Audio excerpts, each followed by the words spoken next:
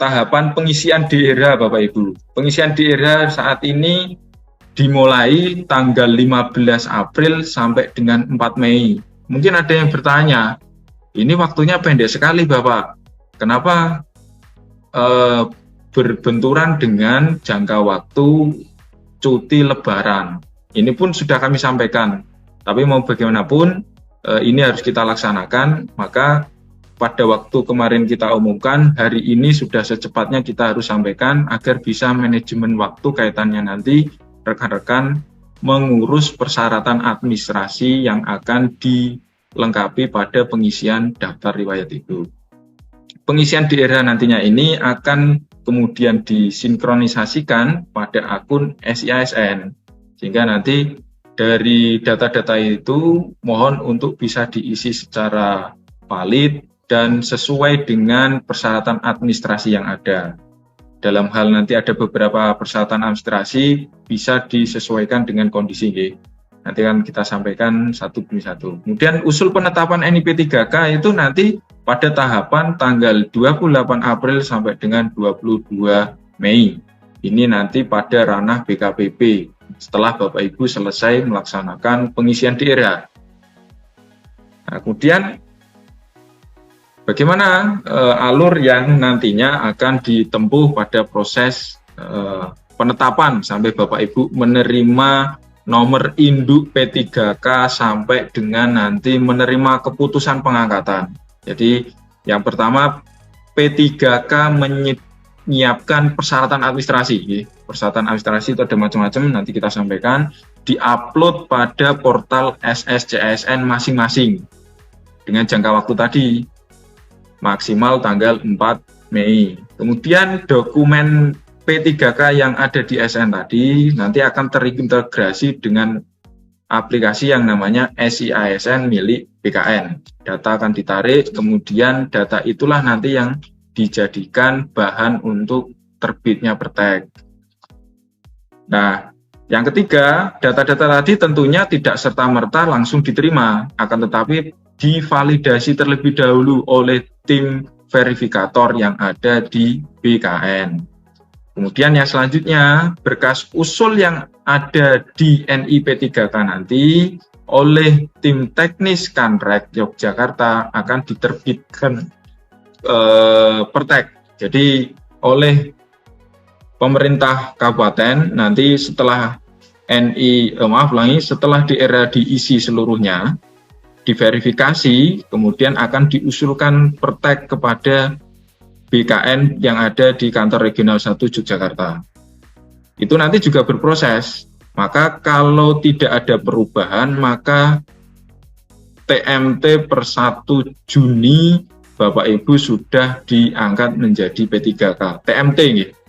Jadi TMT untuk P3K dimungkinkan kalau dengan mengacu pada jadwal yang ada tadi, bahwa tanggal 22 itu terakhir dikirimkan, maka oleh BKN itu menetapkan pertek itu maksimal tanggal 1 bulan berikutnya, berarti bisa dimungkinkan pada bulan Juni.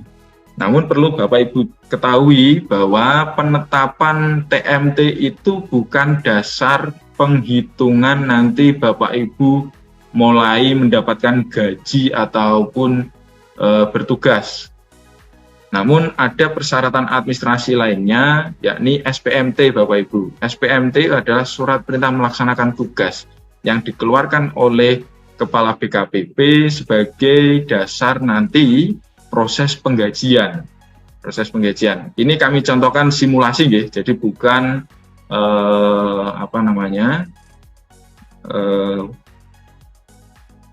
pedoman, jadi ataupun informasi, hanya bersifat simulasi. Kalau misalkan pengusulan kami pada bulan Mei, kemudian pertek nanti turun tanggal Juni, di bulan Juni, otomatis TMT Bapak Ibu mulai menjadi P3K itu bulan Juni. Kemudian setelah pertek diterima, itu maksimal 30 hari kami oleh Pak Bupati menetapkan SK tadi, tapi berlaku surut.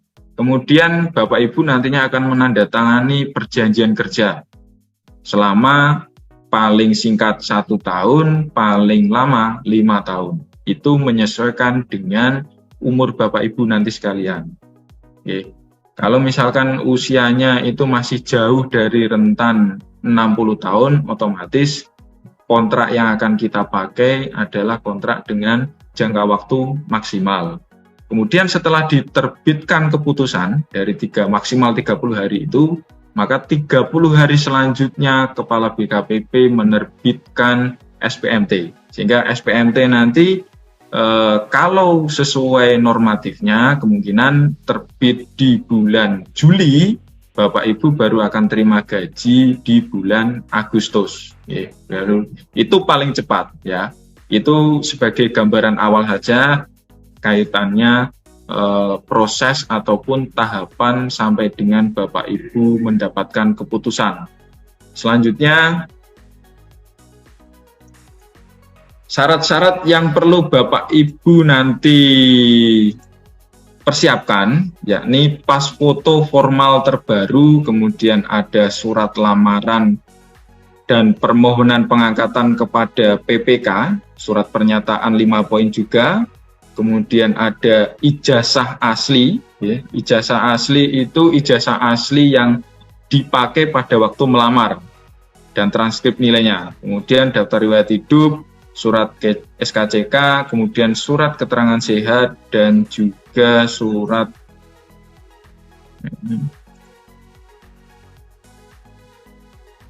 sertifikat pendidik bagi yang memiliki. Dan juga surat pernyataan tidak akan mengajukan pindah tugas Bapak Ibu sekalian.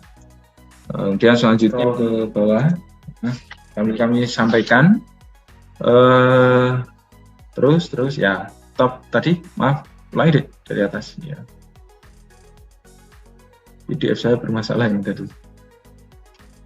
Nah, naik.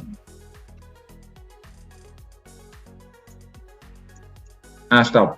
Nah, nanti Bapak Ibu sekalian dalam mengisi DRH silakan langkah awalnya adalah masuk ke akun SSCSN masing-masing. Bapak Ibu mengisi NIK-nya, kemudian passwordnya, kemudian nanti di situ akan muncul apakah Bapak Ibu dinyatakan lulus atau tidak lulus.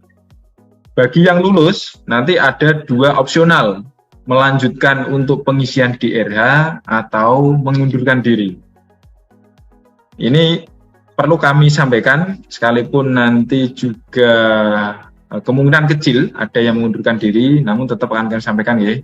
Jadi bagi yang mengundurkan diri, ada form yang harus Bapak Ibu download, surat pernyataan pengunduran diri itu di akun SSCSN, sudah ada contohnya, tinggal di-download, kemudian diisi nama Bapak Ibu, kemudian alasannya seperti apa, turun deh.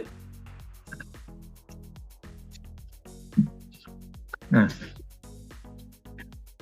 alasannya seperti apa, kemudian dibubuhi materai 10.000 dan ditandatangani.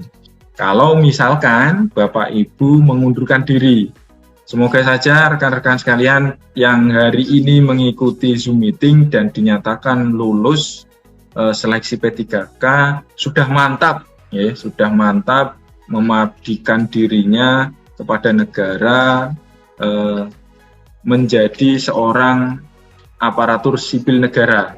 Sekalipun ketika menjadi aparatur sipil negara, ketentuan-ketentuan yang mengatur Bapak Ibu akan berubah drastis manakala Bapak Ibu menjadi seorang wiyata yang ada di sekolah masing-masing.